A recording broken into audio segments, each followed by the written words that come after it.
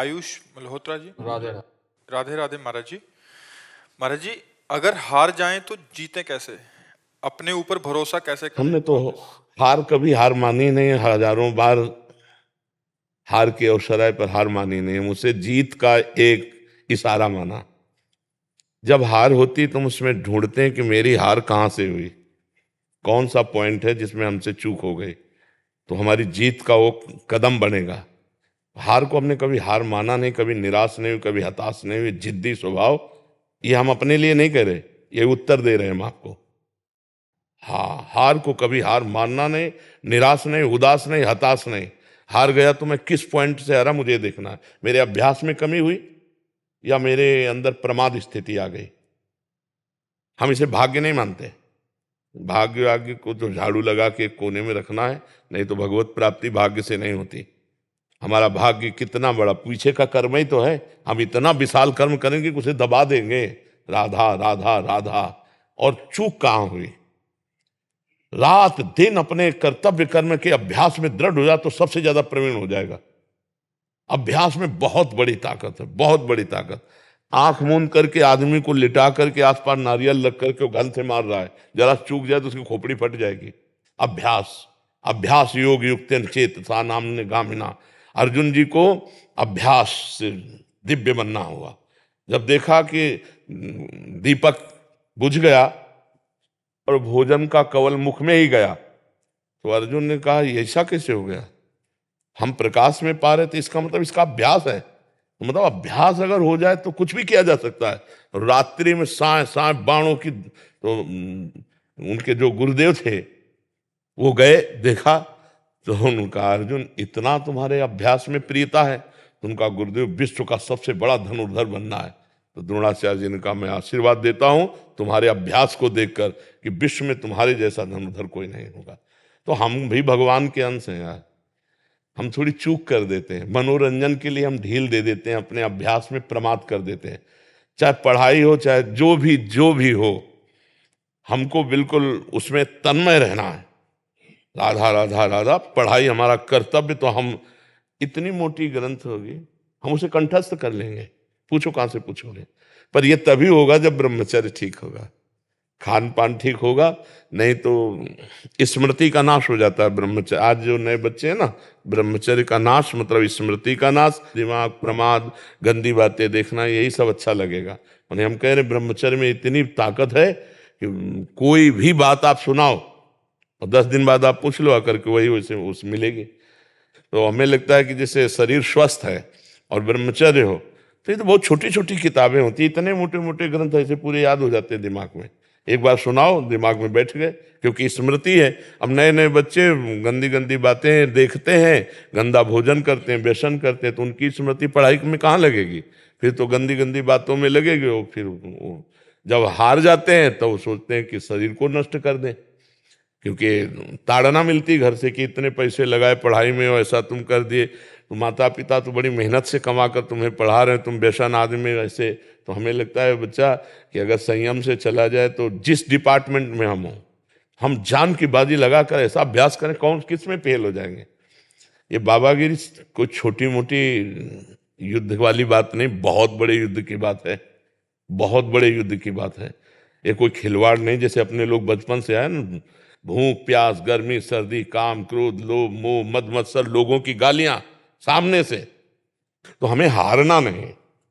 हम अपने उदाहरण से कहते हैं, अगर हम आज जरा सा अपने को स्वीकार कर लें कि मैं किडनी फेलियर आदमी हूं, तो उठने लायक नहीं हूं, उठने लायक नहीं। हार नहीं मानी, आज भी हार नहीं मानी।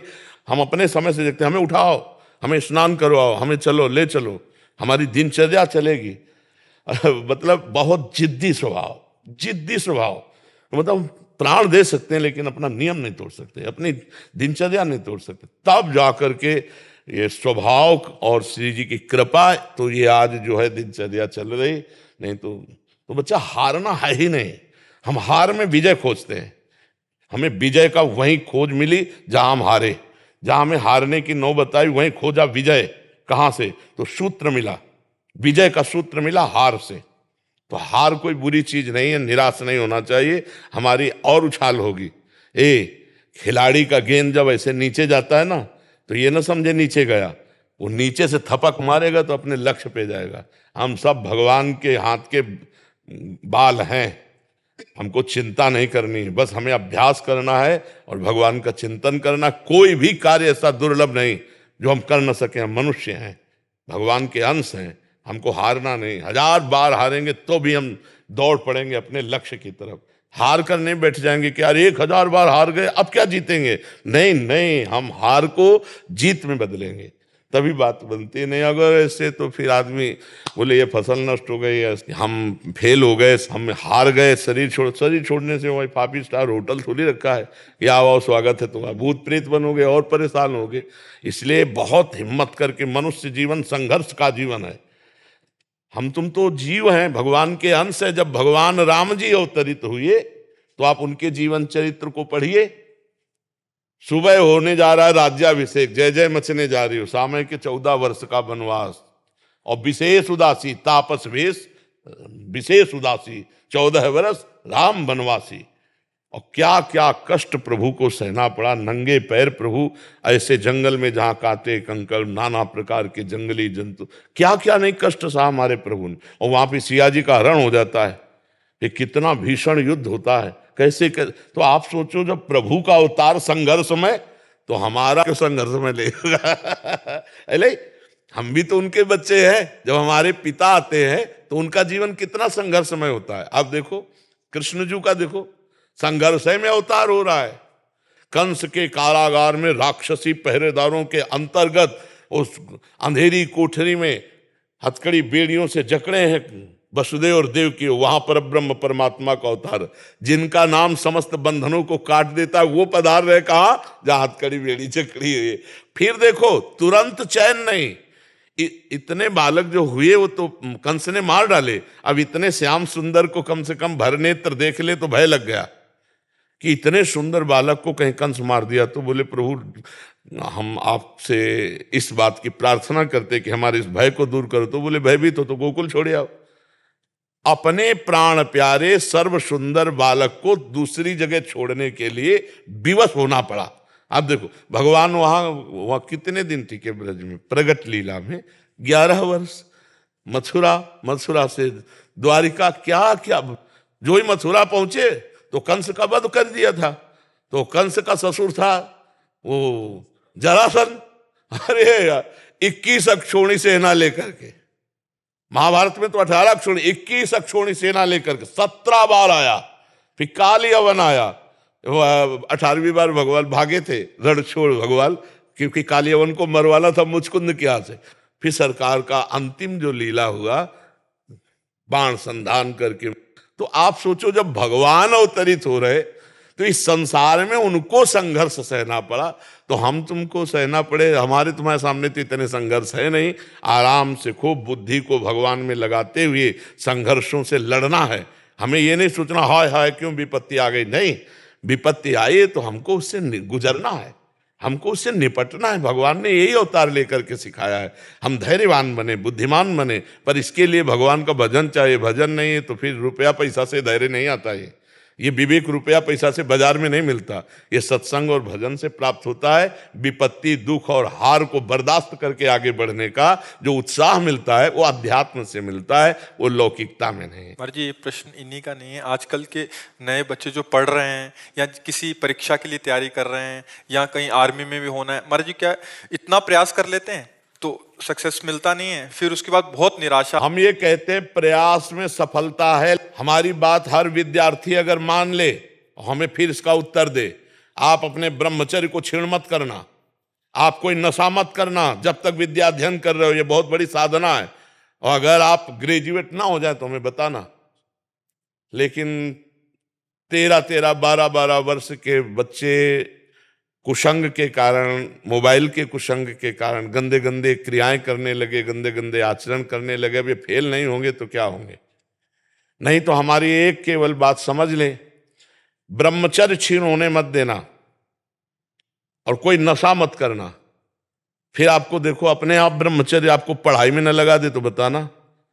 आपको सच्ची कहते हैं कि इतना ब्रह्मचर्य में ताकत है कि जैसे चतुरासी जी है, तो जोई जोई प्यारो करे से है ना, तो ऐसे पीछे से आज वह देखियो तो प्यारी रंग भरी, यहाँ जोई जोई प्यारो तक, जोई जोई प्यारो से वहां से वहां, जैसे 100, 99, 98, 97, 96, 95, 94, 93, 92, 91 बचपन में याद की थी गिनती, ऐसे उल्टा और सीधा दोनों तरफ से ग्रंथ याद, अमुक संख्या अमुक संख्या अमुक संख्या अमुक संख्या। हम अगर जिस कार्य में लगे तो उसमें तन्मयता, अब कैसे बताएं, सैकड़ों हजारों बच्चों में फैल गया है हस्तमैथुन, हजारों बच्चों में फैल चुका है। मुख्य कारण यही। हाँ, और मुख्य कारण यही, और डॉक्टर सपोर्ट करते हैं तुम्हारा स्वास्थ्य अच्छा रहेगा। हम अपनी किसानी भाषा में कहते हैं गेहूं की फसल, जो अगर कोई किसान हो, इनमें कोई किसानी जानता हो तो जानना, गेहूं की फसल जब गलेथ में आती है, गलेथ का मतलब होता बाली निकली नहीं निकलने वाली, और आप काट लो, ना भूस मिलेगा ना दाना, और 1 महीना और ठहर जाओ, बाली आ जाने दो, दाना पक जाने दो, तो 40 मन गिरेगा के। तो हम कह रहे हैं 20 वर्ष तक जवानी का गलेथ आता है, उसको ब्रह्मचर्य में रखो, उसको काटो मत, और 20 के बाद जब ब्याह करो तो 20-25 वर्ष तक आप संसार के खेल खेलो, आप देखो कोई परास्त नहीं कर सकता। हम अभी 13, 14, 15, 16, 17, हाँ, जवानी तो इधर उधर गंदी बातों में नहीं। तो हम कह रहे हैं कि ब्रह्मचर्य में अपार सामर्थ्य है, अपार सामर्थ्य है। ये नवीन बच्चे जो ब्रह्मचर्य नष्ट करें बहुत घातक, जैसे 20-21 के बाद ब्याह हो गया, अब उसके ब्रह्मचर्य कोई परिपक्व अवस्था आ गई, अब वो अगर गृहस्थी में प्रयोग भी करता है अपने ब्रह्मचर्य का, तो 10-20 साल उसको चक्कर नहीं आएंगे, कोई परेशानी नहीं होगी, पर एक अपनी मर्यादा से जिसका पाणी ग्रहण किया है। अब ऐसे पशुवत आचरण करोगे तब तो फिर नष्ट ही हो जाओगे। तो ये जो बच्चे फेल हो रहे हैं, इनके 2 कारण हैं, ब्रह्मचर्य का नाश और व्यसन।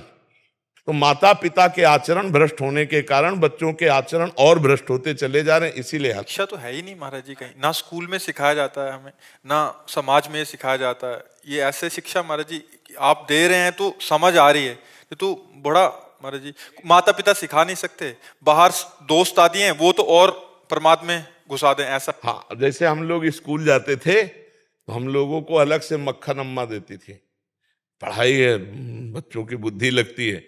अब चाउमीन खा के स्कूल जाते तो या 1 लीटर बठा और 2 रोटी शाम की बनी हुई, और जब मीसो तो पूरा वैसे खस्ता की तरह जल्दी से सुबह पाया और दौड़ लगा के 3 किलोमीटर स्कूल था, स्कूल गए तो वो सब पच जाता था और पौष्टिकता थी। अरे आज के बच्चे देखो ना, चाय पीते हैं प्रारंभ में ही, चाय ये 40 के बाद की बात है, या जो बहुत दिमागी कार्यों में लगे हुए हैं, जैसे कंप्यूटर आदि में, और दिमाग थकान हो रही, थोड़ी सी चाय ले ली। अब नए बच्चे चाय की जरूरत है, अब वो सुबह बेड टी चाहिए उनको, 9 बजे तक सो के उठ रहे हैं, बेड टी पी, और उनके खान पान क्या होते हैं। इसके बाद जो स्कूल में हमारे तो वो बताते थे, संस्कृत के जो थे, कि ब्राह्मी लेकर पीना चाहिए जिससे स्मृति शक्ति पुष्ट होती है, ब्रह्मचर्य पुष्ट होता है। तो ऐसा खान पान रहता था। अब खान पान में क्या रह गया, आप देखो खान पान में क्या रह गया। तो हमारे बच्चों की भविष्य खतरे पे है। जब कभी बच्चे खड़े होते हैं आकर ना, कि उनको 2 शब्द में यही समझाते हैं, हमारी इतनी बात मान लो, गर्लफ्रेंड बॉयफ्रेंड इससे बचो, अब ये अवस्था नहीं है। हम कहते हैं दोस्त बनाना पाप नहीं है, लेकिन दोस्त के साथ पाप करना पाप है। दोस्ती बना, दोस्ती कर लो। अगर आपको ऐसा लगता है कि हम दोनों दोस्त आजीवन रहे, तो अपने माता पिता से स्वीकृति लेकर पाणी ग्रहण करके बाद में पहले पढ़ो लिखो, नौकरी पेशा में आओ, दोनों दोस्त बने रहो, गंदा आचरण मत करना, और फिर पाणी ग्रहण करके फिर ब्याह करके, तो वो संबंध जीवन भर निर्वाह होगा। और ये जो पहले ही 10 दिन ये बॉयफ्रेंड ब्रेकअप, फिर 10 दिन वो बॉयफ्रेंड ब्रेकअप, ये हो क्या रहा है भैया? ये क्या हो रहा है? क्या चरित्रहीनता का खेल खेला जा रहा है? ये बॉयफ्रेंड गर्लफ्रेंड है कहाँ है? मतलब अभी स्कूल चले थे पढ़ने के लिए और ये शुरू कर दिया तो हो गया बॉयफ्रेंड गर्लफ्रेंड। इसी में सब हेरा रही हमारी समाज। और हमें तो बार बार कहने में भी संकोच लगता है कि बच्चों की जो गंदी आदतें हैं, माता पिता को चाहिए कि उनके पास बैठकर मित्रवत बात करें, दोस्तवत बात करें और उनको बताएं कि देखो ये गंदी बात है, इसको त्यागो, और उसके लिए डॉक्टरों का सहयोग लें, जैसे आयुर्वेदिक औषधियां हैं, और उनको बताए कि हम मानते हैं तुमसे गलती हो गई, लेकिन तुम इसका सुधार करो। अपने बच्चों के बीच में घुसना चाहिए, उनके जीवनचर्या में, उनकी सोच में अपनी सोच मिलानी चाहिए। तो इसलिए हमें लगता है बच्चों से अब ऐसी बातें नहीं करना चाहिए कि अगर गलत किया तुम नहीं, अगर गलत हो जाए तुमसे ना, तो तुम हमारे पुत्र हो, हम तुम्हें दोस्त की तरह बचाएंगे, कोशिश करो गलती ना हो, अगर गलती होगी तो तुम्हारी गलती में हम सम्मिलित रहेंगे, हम तुम्हारे दोस्त भी हैं। तो बच्चे का उत्साह बनता है, वो अपनी हर बात माता पिता से शेयर कर सके तो बच सकता है। पर ऐसा प्रायः माता पिता नहीं होते हैं, प्रायः भय प्रदान कर देते हैं। हमें लगता है भय की वृत्ति से आप बच्चों को नहीं बचा सकते, प्यार की वृत्ति से बचा सकते हो, भय वृत्ति से नहीं बचाया जा सकता। और ये बहुत बड़ा रोग है, आपको हम कैसे बताएं। एक 13 वर्ष का बच्चा खड़ा होना मुश्किल हो गया। अब बच्चे हैं, उनको तो कुछ समझ में नहीं आ रहा, उनको तो लग रहा है सुख का साधन है, और वो 8-8 10-10 बार तो खड़े होना मुश्किल हो गया। तो हमें लगता है यार बच्चों को बचाओ।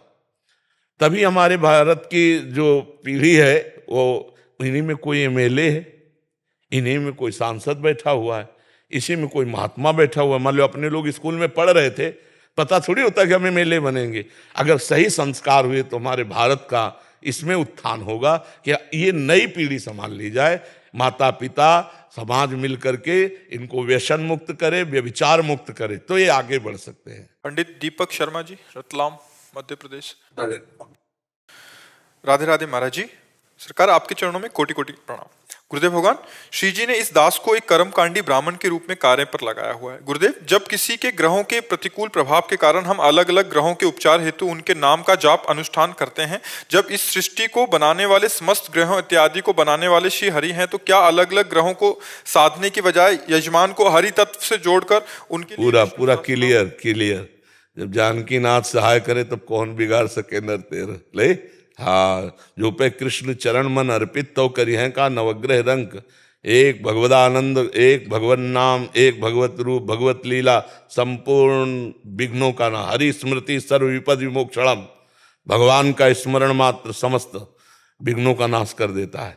तो हमें लगता है ये बहुत उत्तम सत्संग के द्वारा आपको बुद्धि मिली है, आप इसको स्वीकार करें और ऐसा ही अनुष्ठान करावें, उससे निश्चित मंगल हो जाएगा। हरि विमुख हो और आप शनि राहु की उपासना करो, बिल्कुल आप जितना चाहो उतना अनुष्ठान कर लो, कभी आपके अनुकूल नहीं हो सकते हो। और 7.5 शनिचर लगा हो और भगवान की आराधना कर रहा तो कुछ नहीं बिगाड़ पाएगा, आप समझे। ये सब लोकपाल, बड़े बड़े देवता, बड़े बड़े नक्षत्र, ये सब भगवान। देवराज इंद्र की पूजा रुकवा दी ठाकुर जी ने, जब देखा त्रिभुवनपति का अभिमान है, रुकवा दी। ब्रज में बाबा से कहा ये जो पुआ खीर सब बना रहे हो ये किसकी पूजा के लिए, तो कहा देवराज इंद्र की पूजा के लिए। तो भगवान ने उपदेश किया और कहा देवराज इंद्र की पूजा नहीं होगी, गिरिराज गोवर्धन की पूजा होगी। और जब देवराज इंद्र को पता चला तो उन्होंने कहा ऐसे नष्ट कर दो पूरे ब्रज को, पूरे ब्रज को सांवर्तक मेघगणों को आज्ञा की, जो प्रलयकालीन मेघ वर्षा के द्वारा नष्ट कर दो, ओले वर्षाओ ऐसा। उनको भगवान का प्रताप तो पता था, लेकिन प्रमाद स्थिति के कारण भूल गए थे। भगवान ने सुदर्शन चक्र को आज्ञा की, ऊपर ही सब उठा के गिरिराज जी को 7 दिन 7 रात्रि समस्त ब्रजवासियों को, आसपास भगवान शेष जी घेरा बनाए हुए। जब देखा भागवतिक शक्ति के आगे कुछ नहीं, तो चरणों में आके कामधेनु गाया के साथ आके अभिषेक किया और चरणों में कहा प्रभु अब दोबारा गलती नहीं होगी, हम जान गए कि आप परब्रह्म परमात्मा हो। तो कोई भी ग्रह नक्षत्र देवी देवता जब भगवान की शरण में हो जाया जाता है तो कोई कुछ नहीं बिगाड़ सकता है और रक्षा करेगा। जैसे आप भागवत में देखिएगा जड़ भरत जी का प्रसंग। जड़ भरत जी को एक काली उपासकों ने, दस्युराज था तो उसने संकल्प किया था कि यदि संतान होगी तो हम नर बलि देंगे।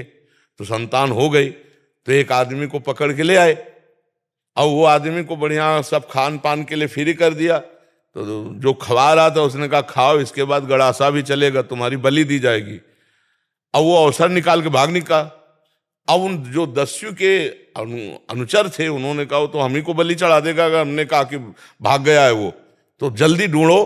तो देखा तो ये ब्रह्मबोध संपन्न महापुरुष जड़ भरत जी शरीर भाव से ऊपर उठे हुए एकदम। अरे कहा इससे बढ़िया कोई अब होगी बलि, पकड़ लिया, बांध लिया। तो महापुरुष ने सोचा प्रारब्ध है, ले गए, स्नान कराया, खीर पुआ पवाया, खूब आराम से खा लिया, तिलक लगाया। और जे ही देवी के सामने गर्दन झुकाई तो देवी की प्रतिमा में ऐसी जलन पैदा हुई कि देवी प्रतिमा फोड़ करके प्रकट हो गई और वही तलवार लेकर अपने ही पूजकों को काट डाला। जड़ भरत जी के प्रसंग में देखना, जो भगवान का भक्त है, जो ब्रह्म ज्ञानी है, उसको कोई ग्रह नक्षत्र देवता उसका कुछ बाल बाका नहीं कर सकते। क्योंकि सब में ब्रह्म बुद्धि रहती, भगवत बुद्धि रहती, तो हमें लगता है सही उपचार यही, हरि स्मृति सर्व विपद विमोक्षणम। समस्त दुखों से बचने का उपाय एकमात्र भगवान के चरण है। हाँ, चरणों का चिंतन करना ही समस्त दुखों से मुक्त होना है। ऐसे भगवान से विमुख रहो, तो चाहे जितना आप किसी को अनुकूल करने की कोशिश करो, कोई जा पर कृपा राम की हुई ता पर कृपा करे सब कोई, यह सिद्धांत समझ ले। बहुत उत्तम बात है जी। ललित सिंह जी जयपुर से। राधे राधे। राधा वल्लभ शेरवंश महाराज जी, दंडवत प्रणाम। महाराज जी, प्रेम प्राप्ति में सुख की आशा बाधक क्यों है? क्योंकि सुख देह धर्म से युक्त है और प्रेम भागवत धर्म से युक्त है। समझते हो? प्रभु से प्रेम होता है तो प्रेम गलियति साकरी तामे दोनों समाये। प्रेम में दो वृत्तियां नहीं चल सकती, अपना सुख और इष्ट का सुख नहीं चल सकता। अपना सुख तो देहाभिमान युक्त भोगानंद जो है ना, और परमात्मा सुख तो देह भाव विस्मृ पांचों भूले देह शुद्धि, देह शुद्ध विस्मृति प्रेमानंद भगवदानंद। इसलिए प्रेम में स्वसुख वांछा बाधक है, तत्सुख भाव पूरक है। स्वसुख वांछा देह भाव को लेकर के है, इंद्रियों को लेकर के है। जो भगवत सुख का आनंद लिया जाता है वो स्वसुख वांछा नहीं, वो तो हमारी आत्मा है। आत्मा हरिवंश प्रगट परमानंद श्री हरिवंश प्रमाण मनम, हमारी वो तो आत्मा, जो आत्म सुख भगवत सुख है। जैसे हम प्रभु के ध्यान में सुखी हो रहे हैं तो ये तत्सुख है। तत् माने प्रभु, उनको प्रभु सुख है। और ये पर सुख है, देह पर है, जगत पर है, ये पर सुख है। पर सुख का मतलब हम स्वसुख में आए तो हम गए, और तत्सुख भगवत सुख है। तत् माने परमात्मा सुख, तत्सुख परमात्मा सुख। तो अगर हम परमात्मा सुख में डूबे हुए हैं तो प्रेम में डूबे हुए हैं, और देह भाव में डूबे हुए तो भोगानंद में डूबे हुए हैं। खान पान देखना सुनना ये सब जितने सांसारिक भोग हैं, शब्द स्पर्श रूप रस गंध, इनसे राग होता है, मोह होता है, आसक्ति होती, प्रेम नहीं होता। प्रेम तो सिर्फ प्रभु से होता है। संसार में यही जो प्रेम फैला तो उसको राग कहा गया, मोह कहा गया, आसक्ति कहा गया। और जब वो परमात्मा की तरफ गया, प्रियालाल की तरफ गया, तो वो प्रेम कहा गया। प्रेम में स्वसुख वांछा नहीं होती। सेवक सुख चाहे मान भिखारी, सेवक बन करके अपना शरीर सुख चाहे तो सेवा कैसे कर पाएगा? तो इसलिए स्वसुख वांछा बाधक है। अब आगे बढ़ोगे तो खुद दिखाई देगी स्वसुख वांछा कितनी बाधक। अब हम अपने सुख के किसी एक इंद्रिय सुख में फंस जाए तो प्रियालाल का विस्मरण होने लगेगा, प्रियालाल की सेवा सुख की भावना नहीं बन पाएगी। अपने सुख का चिंतन, ये खाना, ये देखना, ये भोगना, किसी एक वृत्ति में फंस जाए तो प्रेम में बाधा खड़ी हो जाएगी। जब सर्वेंद्रियां पूरा मन अपने इष्ट में, सुधो चले आपने धर्म रसकन सो प्रीतम का है, कबहू काल वृथा नहीं जाए। एक सेकंड भी ना अपना शरीर का चिंतन, ना भोगों का चिंतन, एकमात्र भगवत चिंतन, तब प्रेम प्रगटता है। ऐसे थोड़ी प्रेम प्रगटता है, वो कहे दो चार बूंद आंसू आ जाना प्रेम थोड़ी है। प्रेम का मतलब है आठों पहर अपने इष्ट के चिंतन में बढ़्यो आनंद मोद सबके, महाप्रेम सुरंग रंगी और न कछु सुहाय तिनको, जुगल सेवा सुख पगी निशिदेव से जानत नाहि सजनी, एक रस भींजी रहे गोप गोपिन आदि दुर्लभ ते सुखे दिन प्रतिलह। बढ़्यो आनंद मोद सबके, महाप्रेम सुरंग, महाआनंद महाप्रेम प्रिया जी के चरणों से है। पर वहां तक पहुंचने के लिए पहले दूरादपास्य स्वजनान, पहले अपने पारिवारिक सुखों का त्याग करे, फिर अर्थ के द्वारा प्राप्त करोड़ों प्रकार के सुखों का त्याग करे, फिर साधना के द्वारा प्राप्त सुखों का त्याग करे, तब प्रियालाल के सुख को प्राप्त होता है। दूरादपास्य स्वजनान सुखमर्थ कोटिम सर्वेषु साधन वरेषु चिरम निराशा, वर्षंत में सहजाद्भुत सौख्य धाराम श्री राधिका चरण रेणु मनुष्मराम। आप देखो, जैसे प्रियालाल की आप भक्त हो तो भगवत चर्चा हो रही है, अब यहाँ कोई विषय चर्चा करने लगे तो आपका मन जाएगा? नहीं जाएगा ना। एक एक इंद्री संभल गई। ऐसे हम प्रियालाल का ध्यान कर रहे हैं, हमारे सामने कोई कितना भी प्रिय आवे अच्छा नहीं लगेगा। ऐसे हम प्रियालाल का उच्छिष्ट पा रहे तो हमें कोई अन्य भोग नहीं। ऐसे संपूर्ण इंद्रियां प्रियालाल में लग जाए तो सुख वांछा कर, फिर क्या सुख नहीं मिलता? क्या अपार सुख मिलता है। वो भगवत सुख है। विषय सुख त्याग की बात कही गई, समझ रहे हैं आप? विषय सुख का भोगने वाला भगवत प्रेम में नहीं जाता है। जो नहीं खान पान ते भावे है, नहीं कोमल वसन सुहावे है, सब विषय लगे ते खारा है, हरि आशिक का मग न्यारा है। नारायण हरि भजन में ये पांचों न सुहात, विषय भोग, निद्रा, हंसी, जगत प्रीति, बहुबात, ये अच्छा नहीं लगता प्रेमी जनों को। अपने आप से सुख वांछा का नाश हो जाता है। अब खूब चाहे खान पान सुख चाहे अपने, तिनको प्रेम छुअत नहीं सपने। जो हमें अच्छे अच्छे भोग मिले सो वो ये प्रेमी नहीं, ये विषयी पुरुष है, भगवान की आड़ में वासनाओं का खेल खेल रहा है। समझ पा रहे आप जी। जगते भयो फिरे बैरागी, तब वृंदावन रस में अनुरागी। प्रियालाल के प्रेम में तब जब संसार का राग हटे तभी तो। अगर संसार के राग में फंसा है तो फिर प्रेम नहीं। समझ पा रहे आप? कोई संशय? जब प्रेम में अष्ट विकारों का होना आवश्यक है। भैया जब बुखार आ जाएगा तो सारे लक्षण आ जाएंगे। वो होना क्या, करना पड़ता है क्या? विकारों का जो अष्ट विकार प्रेम के हैं वो विकार तो नहीं, वो तो निर्विकार है, पर उनको कहा जाता है अष्ट सात्विक भाव कहे जाते हैं उसमें जो आता है। तो जब बुखार आएगा तो उसके लक्षण नहीं आ जाएंगे, तो जब प्रेम आएगा तो उसके लक्षण अपने आप आ जाएंगे। ये मतलब कोई हमारी क्रिया थोड़ी है, वो तो स्थिति है। जब प्रेम आता है तो प्रेम का स्वभाव होता है, वो एक भी कामना नहीं रहने देता। कामना रहितम, माया के तीन गुण है, गुण रहितम, सूक्ष्मतरम, अनुभव स्वरूपम, प्रतिक्षण वर्धमानम, ये प्रेम का लक्षण है। जहां प्रेम आया तो रुदुस्वरम राजन, वो भगवान के लिए रोता है, कभी नाचता है, कभी गाता है, कभी हंसता है।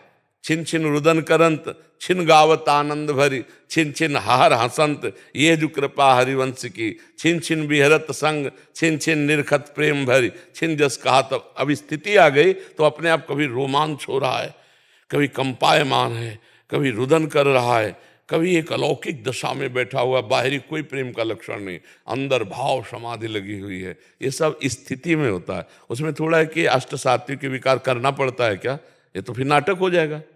वो होता है, वो स्थिति होती है उसकी। समझ पा रहे आप जी? एससी सिंह जी लखनऊ से। राधे राधे महाराज जी।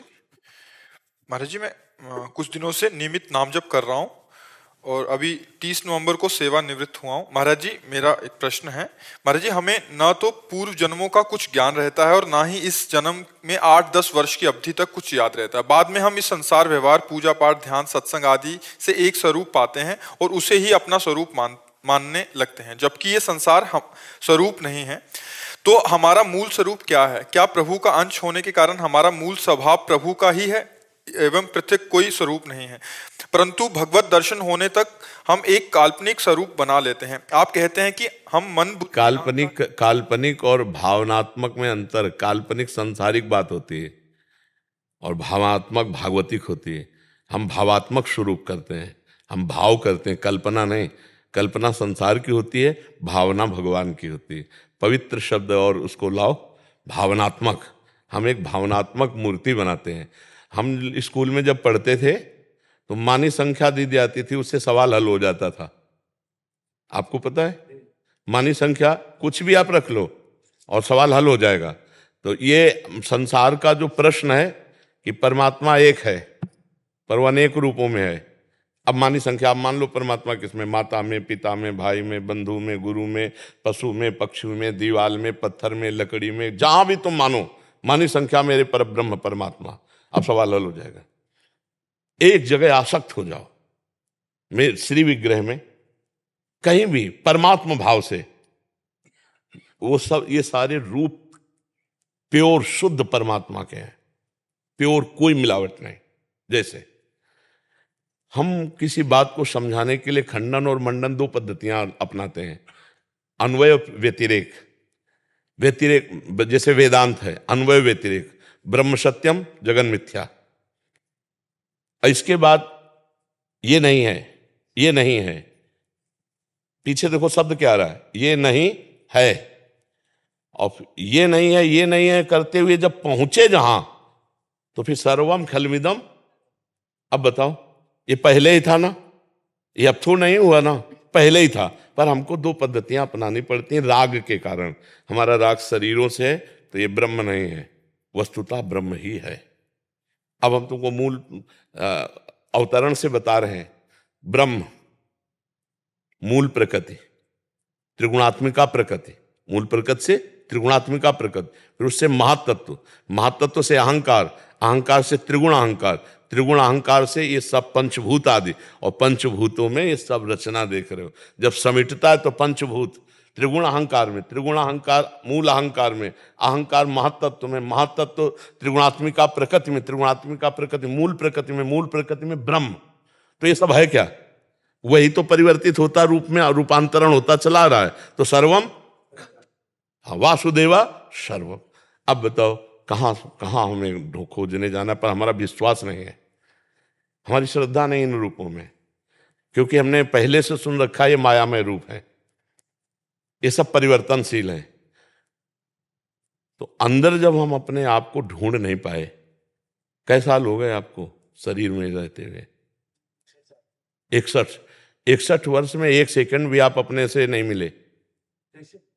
हाँ, इसकी खोज ही नहीं की आपने। रुपया की खोज की, पद की खोज की, प्रतिष्ठा की, दुल्हन की, बच्चा की, सम्मान ले, सच्ची मानिएगा आपने कभी व्याकुल होकर खोज ही नहीं की अपनी। अब अपनी खोज ना होने के कारण हम परमात्मा की खोज की तरफ कदम बढ़ाएं, तो ये ऐसा खेल है कि बीच में शीशा रखा है, जैसे दो दिखाई दे रहा है, एक मैं और एक ये, और शीशा हटाओ तो केवल मैं। गीता गायक भगवान श्री कृष्ण कह रहे हैं, जब सृष्टि नहीं थी तो मैं था, जब सृष्टि नहीं रहेगी तो मैं ही रहूंगा, तो बीच में मैं ही मैं हूं। तो ये अंतःकरण चतुष्टय जो है, परिचय जानते हो? मन बुद्धि चित्त अहंकार, अंतःकरण ये दर्पण की भांति है। इसी में आत्मस्वरूप का प्रतिबिंब पड़ते हुए जो मैं है, वही हमें फंसाए हुए है, वही हमें फंसाए हुए कि मैं स्त्री, मैं पुरुष, मैं ये। इसी मैं को मिटा दे, दर्पण हटा तो शुद्ध मैं जो है वो ब्रह्म स्वरूप है, उसमें और परमात्मा में अंतर नहीं है। ब्रह्मविद ब्रह्म भवति। तो अगर ब्रह्म नहीं होता तो क्या किसी क्रिया से ब्रह्म बन जाएगा? गोस्वामी जी कह रहे जानत तुम्हें हो जाए, तो पहले से ही वही था, उसमें कोई परिवर्तन होता क्या? आत्मस्वरूप अपरिवर्तनशील है, वो चैतन्य घन है, वो एक रस है, वो चिदानंद है। बस ये बात है, वो जो है तत्त्वमसि, तत्त्वम असि, वही तुम हो। पर ये सवाल हल नहीं हुआ अभी सवाल हल नहीं हुआ, अभी साधना करनी पड़ेगी। इसीलिए साधना करनी पड़ेगी, खूब संसार के चिंतन को छोड़कर भगवत चिंतन परायण रहो। कोई नाम ले लो गुरु से, कोई रूप ले लो भगवान का, तो मानी संख्या नाम रूप से सबका स्वरूप निराकार है। आपका कोई आकार थोड़ी है, आप जिस आकार को मानते हैं आप वही हो जाते हैं। नहीं, आपका कोई आकार नहीं है, आपका कोई आकार नहीं है। आप जो आकार दें, जैसे भक्ति में भी है तो सखा भाव, वात्सल्य भाव, शब्द समझना, ये क्या है? भाव है ना। तो जो भाव आरोपित करोगे आपका आत्मा वही हो जाएगा।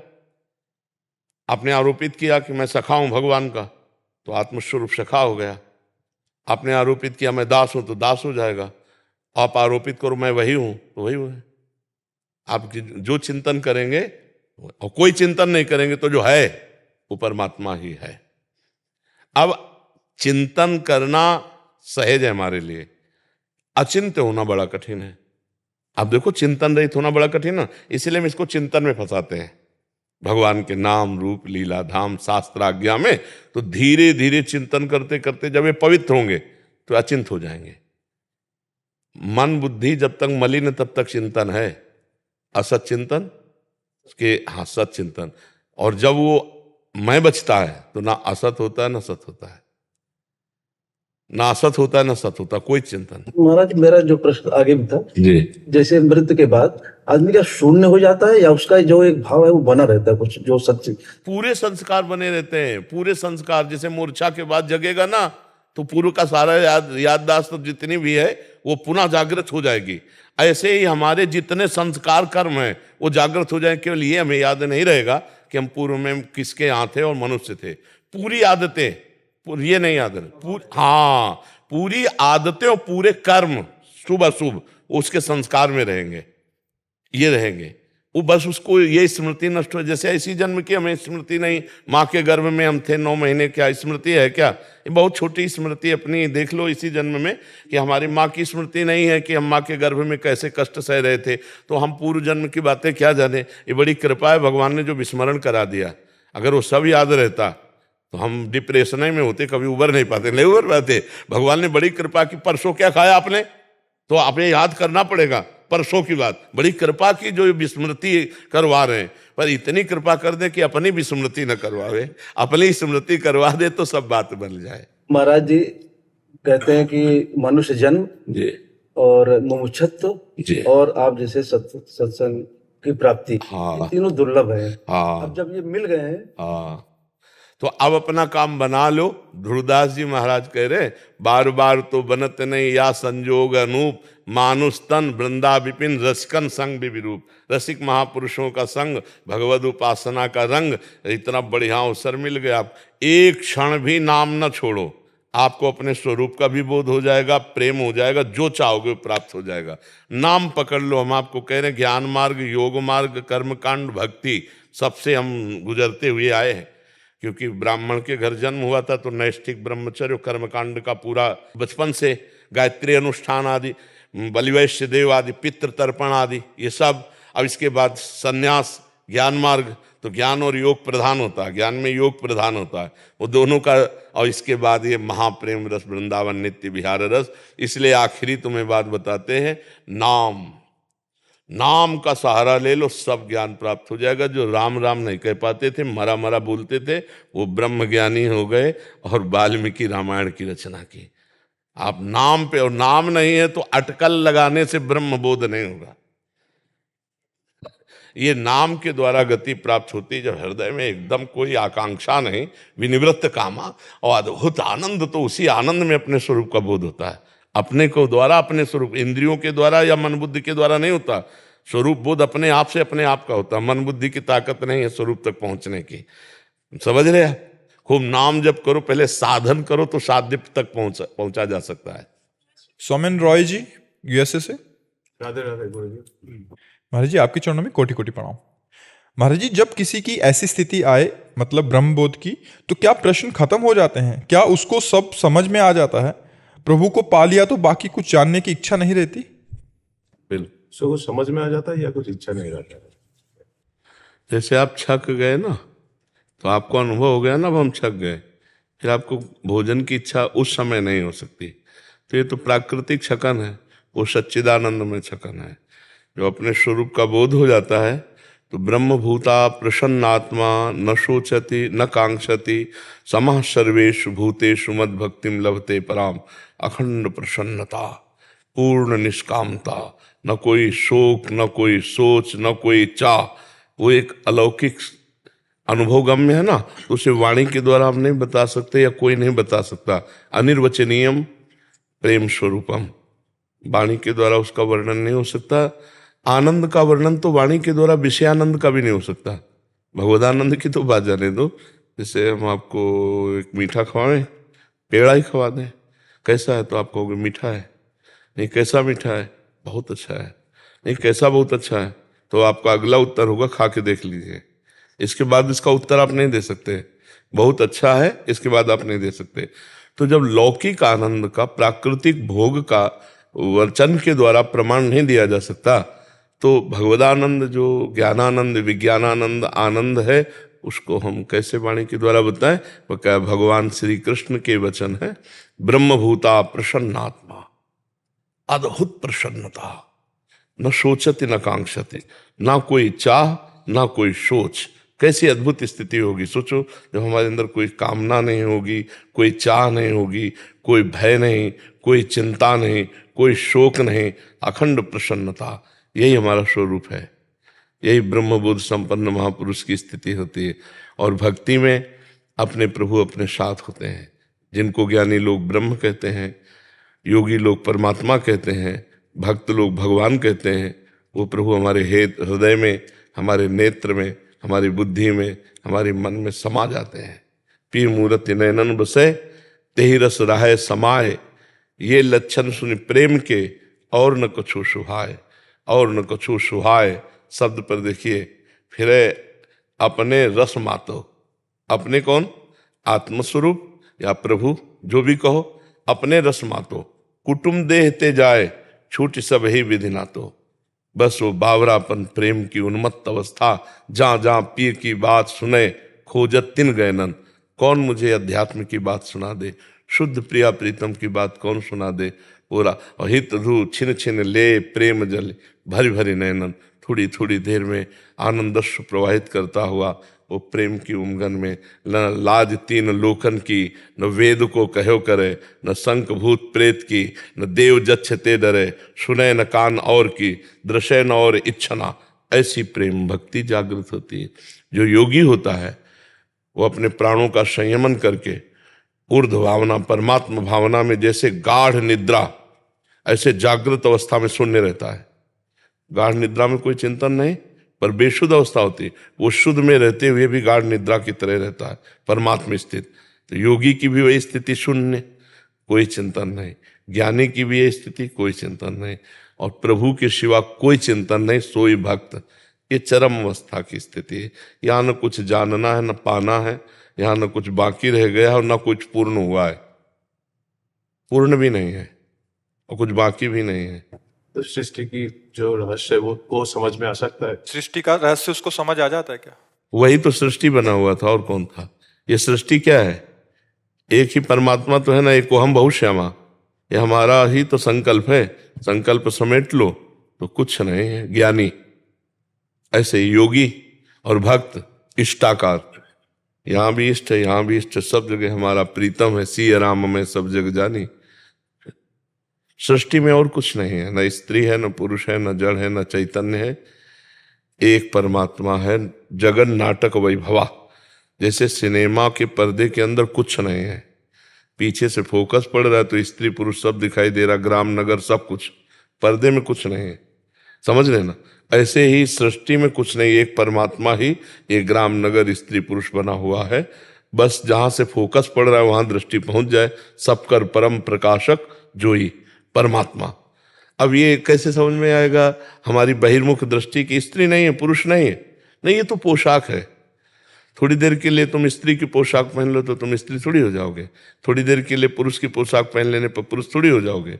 तो ये थोड़ी देर है, मतलब 100 वर्ष 80 वर्ष, ये थोड़ी देर है। ब्रह्मा की दृष्टि में उनको एक ऐसे किया कमल की पंखुड़ी में, तो यहाँ का 1 वर्ष हो गया। तो आप सोचो कितनी आयु हमारी है। तो इतनी आयु के लिए धोखे का भेष है ये स्त्री पुरुष।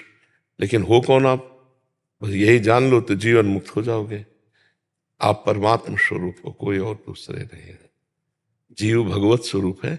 वही जो भाव कर लेता है, जैसे भक्ति में हमारे है भाव, दास्य भाव, सख्य भाव, वात्सल्य भाव, कांता भाव, गोपी भाव को कांता भाव कहते हैं, और सहचरी भाव।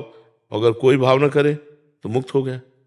भाव किया तो भाव देव प्राप्त करके भगवान की लीला में चला गया। तो आत्मा का स्वरूप क्या है? जो सो भाव करो।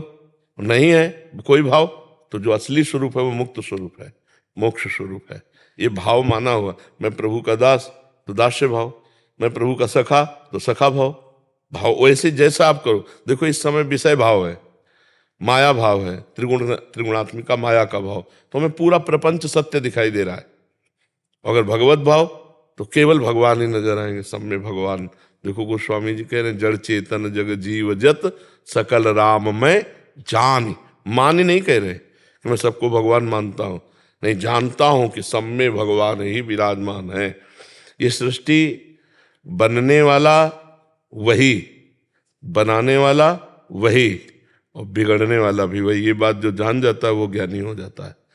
सृष्टि जिसने बनाई वही बना सृष्टि, और जो बना वही बिगड़ करके अपने स्वरूप में आ गया। कुछ नहीं यहाँ है। आप देखो ना, सब जितने घड़े हैं ये, इनमें प्रतिबिंब जो पड़ रहा है एक, जैसे 1000 घड़े रख दे तो 1000 सूर्य नजर आएंगे ना प्रतिबिंब में, लेकिन सूर्य तो एक है ना। तो इन घड़ों के कारण अनेकों रूप दिखाई दे रहे हैं। अच्छा, मूर्ख, विद्वान, साधु, असाधु, गंदा, उत्तम, ऐसा, स्त्री पुरुष, जड़ चैतन्य, ये घड़ों के कारण है। वो एकमात्र परम पवित्र निर्विकार सच्चिदानंद सब में व्याप्त है। जो चैतन्यता है ना, जिससे हिलन डुलन चैतन्यता, बोलना खाना पीना, ये जितने भी हमारे पार्थिव अंग काम कर रहे हैं उसी परमात्म शक्ति से काम कर रहे हैं। अब उसको हम भूले हुए हैं, उसको अलग अलग नाम दे दिए। जैसे आपका नाम क्या है, आपका नाम क्या है, तो आपको पुकारे तो आप बोल दोगे, लेकिन वो आपका नाम नहीं है, वो शरीर का संबोधन है। आप तो अनाम है, अरूप है। समझ पा रहे? वास्तविक ज्ञान जो है, अच्छा ना समझोगे तो 4 दिन के बाद फिर दूसरा वर्दी मिल जाएगी। सुअर कुत्ता गधा कौन सी वर्दी मिले, फिर इसका चांस नहीं कि आप बैठ करके अपनी सुलझन को सुलझा सको। जो हमारी सुलझन उलझन में बदल चुकी है उसको हम सुलझा सकें। बहुत बुरी स्थिति है, फंसते चले जा रहे हैं। हमें लौटना है, मनुष्य जीवन में लौटना है, हम लौट नहीं रहे और आगे बढ़ते चले जा रहे हैं। गंदगी बातों की तरफ इतना बढ़ते जा रहे हैं कि ये बात समझे में नहीं आ रही कि यार मुझे मुक्त होने के लिए अवसर दिया गया है, फंसने के लिए नहीं। माया ऐसे ऐसे दाने डालती जा रही कि हम फंसते चले जा रहे हैं। मैं पुरुष हूँ, मैं पति हूँ, मेरी पत्नी है, मेरा पुत्र है, मेरे माँ है, मेरे पिता है, मेरे अमुक है, पूरा राग पूर्ण जीवन व्यतीत हो रहा है। अगर इन्हीं में भगवान को झांक के देख ले तो मुक्त हो जाए, इनमें मोह कर ले तो फंस करके पुनरपि जननम पुनरपि मरणम पुनरपि जननी जठरे शयनम, बार बार दुख भोगना पड़ेगा। ऐसी विचित्र माया है कि ये ज्ञान होते हुए भी हम वही पाप कर्म करते हैं जो नहीं करना चाहिए। तो कैसे ये हम प्रयोग क्यों नहीं कर पाते ज्ञान का? जो हमारे अंदर ज्ञान है, सबको लगभग ज्ञान, प्रयोग क्यों नहीं? क्योंकि भजन नहीं है। भजन के बिना ज्ञान का प्रयोग नहीं कर सकते। और ज्ञान हो या ना हो, भजन शुरू कर दो तो आपके अंदर जो ज्ञान आएगा वो प्रयोग वाला आएगा। पढ़ लिख के जो ज्ञान होता है दूसरों को सुनाकर रुपया पैसा प्रणाम नमस्कार प्राप्त किया जा सकता है, माया की ग्रंथि का भेदन नहीं। विनिश्चितम बदामिते न अन्यथा वचांस में, हरिम भजन्ति नरा भवसागर तरंति ते। अगर भजन नहीं तो फिर ये कथा वार्ता ही केवल रह जाती है, अंदर का सिस्टम नहीं सुधरता है। कि ज्ञान तो है पर उसका प्रयोग नहीं है। प्रयोग है शांत, त्यागात शांतिनंतरम। ज्ञान का मतलब क्या? शांति। श्रद्धावान लभते ज्ञानम तत्परः संयतेन्द्रियः ज्ञानम लब्ध्वा पराम शांति मचरे राधे गच्छति। किससे यश कीर्ति प्रणाम नमस्कार? कोई द्वैत हो, दूसरा हो तो है। हम अपने हाथ से पैर छुए तो हमको कैसा लगेगा? कुछ लगेगा क्या? ना अच्छा ना बुरा। ऐसे मेरी आत्मा ही तो है सब, तो दूसरा कोई हो तो बताओ। एक ही तत्व है, वो तुम में भी है। तो मान लो इसमें बिजली, इसमें बिजली, इसमें बिजली, इसमें बिजली। अब वो हाइलोजन की मैं ज्यादा प्रकाश करता हूँ, एसी कहे मैं ठंडा करता हूँ। हे भाई तुम सब करण हो, बिजली चली जाएगी तो ना तुम प्रकाश दे पाओगे ना तुम ठंडा कर पाओगे। ऐसे ही समझो, हम सब शरीरों के अंदर वो जो पावर है वो परमात्मा है और वही मैं हूं। मैं अपने को भूल कर इसमें फंस गया। बस यही झंझट मिटानी है और कुछ नहीं करना। चाहे भक्ति से मिटाओ, चाहे योग से मिटाओ, चाहे सांख्य ज्ञान से मिटाओ, चाहे सेवा करके मिटाओ, चाहे वैराग्य त्याग कर, एन के इन प्रकारेण शुद्ध ज्ञान के बिना बात नहीं बनती। अब जैसे भक्ति शुरू हुई और ज्ञान नहीं है तो हे भगवान मेरा संकट मिटा दो, हे भगवान मुझे ये भिखमंगापन बना ही रहता है। और जब तक मांग है प्रभु से तब तक प्रभु मिलना मुश्किल है। जो भगवदानंद है वो तभी प्राप्त होता है, जाहि न चाही कबहु कछु तुम सन सहज सने, तो बसहु निरंतर तासुर सो राउर निज के। जिसने चाह मिटा दी वही भक्त, जो अचाह हो गया वही ज्ञानी, जो आप्त काम कामनाओं का संपूर्ण त्याग वही योगी। साधना का फल ये है कामना का मिट जाना। आप बोलो इस सृष्टि में कौन सी चीज है जो आप लेके चलोगे हमारे साथ? जो मैं शब्द है उसके साथ क्या लेके चलोगे? कुछ तो नहीं जाना, शरीर भी छूट जाएगा। तो धोखे में रहना, तपस्या की साधना की और लौकिक अनुकूलताएं मांगी और शरीर पूरा हो गया, सब यहीं पड़ा रहा। तो हमको वो चीज ले जानी, मान लो हमारे पास 100 श्वासें हैं तो हमें वो चीज खरीदनी है जो अनंत काल तक हमारे साथ रहे। वो है भगवान की स्मृति, वो है स्वरूप बोध, वो है परमात्मा चिंतन। अब ये बातें कहाँ लोगों की समझ में आती हैं? भाई लोग तो ये समझना चाहते हैं कि साधु महात्मा कोई भी हो वो ऐसा कुछ जंतुर बांध दे, कुछ छू कर दे, कुछ ऐसे आशीर्वाद दे दें कि हमारे बिगड़े काम बन जाए तो जय हो। बिगड़े काम बन भी गए तो तुम बिगड़ जाओगे। तुमको तो जाना है ना, तो काम चाहे जितना बन गया हो, किस काम का। हम कह रहे 1 किलोमीटर में तुम्हारा मकान बना हो, भारत के सारे सुख तुम्हारे पास हो, मरोगे तो है ही है ना। और जब मरोगे तो क्या है, सब लाद के ले जाओगे? नहीं। तो फिर इनमें समय बर्बाद कर दिया, और जिससे बोध होना था, जिससे परमात्मा प्राप्त, वो तो साधन किया नहीं, तो फिर गए ना 84 के चक्कर में। अब ये बात कहाँ समझ में आती है लोगों को। अगर किसी को ऐसा लगता हो कि संतों के हाथ धरने से काम चल जाता है, तो हम सबके सर पे हाथ रख दे तुम्हारा काम हो जाए, ऐसा नहीं होता। काम होता है भजन करने से। हम भजन करेंगे और कामनाएं करेंगे तो भगवान उसकी पूर्ति। पक्का समझो फ्री यहाँ कुछ नहीं है, हम तुमसे स्पष्ट बता रहे हैं। ये ऐसी बाजार यहाँ फ्री कुछ नहीं है।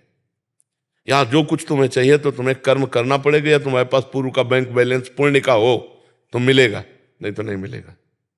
अगर पूर्व का बैंक बैलेंस पाप अधिक है और तुम इस समय खूब मेहनत कर रहे हो तो भी नहीं मिलेगा, तुम्हें दुख भोगना पड़ेगा। भाई यही ज्ञान जैसे सृष्टि का हो जाता है ना, वो बड़ा प्रवीण होकर अपने को बचा करके निकल जाता है। तो ये ज्ञान तो केवल संतों से मिलेगा, शास्त्र में आप नहीं पकड़ पाओगे। क्योंकि शास्त्र का अनुभव करके जब वो बोलते हैं हमारी भाषा में सरल, तो हम समझ जाते हैं। शास्त्र भाषा ऐसी है कि जैसे राजा के खजाने को बहुत भूल भुलैया में रखा जाता है। मार्ग वही है, पर इतने मार्ग बता दिए गए कि वो आदमी पहुंच नहीं पाएगा जहां खजाना रखा है। तो जो राजा का निजी जन हो जाता है, उसको पता होता है कि ये सब भूल भुलैया, सीधा ये मार्ग है।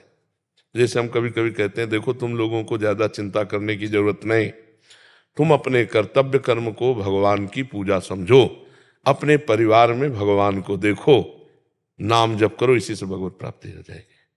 बिल्कुल सरल भाषा में सब शास्त्रों का सार। भगवान को परिवार में पहले देखो, बाहर देखने की जरूरत नहीं, पहले घर में देखो, पहले अपने में देखो, फिर घर में देखो, फिर मोहल्ले में देखो, फिर ग्राम में देखो, फिर प्रदेश में देखो, फिर देश में, फिर विश्व में फैलाओ अपने भावना को। अभी भगवत प्राप्ति हो जाएगी। भगवत प्राप्ति के लिए सही पूछो तो भगवत प्राप्त हो बस यही जानने के लिए है। जो व्यवधान है उनको हटाया जा रहा है। यही व्यवधान, राग और द्वेष, अपना और पराया, मैं और तू। माया का स्वरूप क्या है? मैं अरु मोर तोर तय माया, जेहि बस कीन्हे जीव निकाया। मैं, तू, मेरा, तेरा, इसी को मिटा देना। मैं और तू नहीं। जहां मैं और तू है वहां माया है, जहां तू ही तू है वहां भक्ति है, और जहां मैं ही मैं है वहां ज्ञान है। एक पकड़ लो, एक मार्ग में चल, समझ पाए?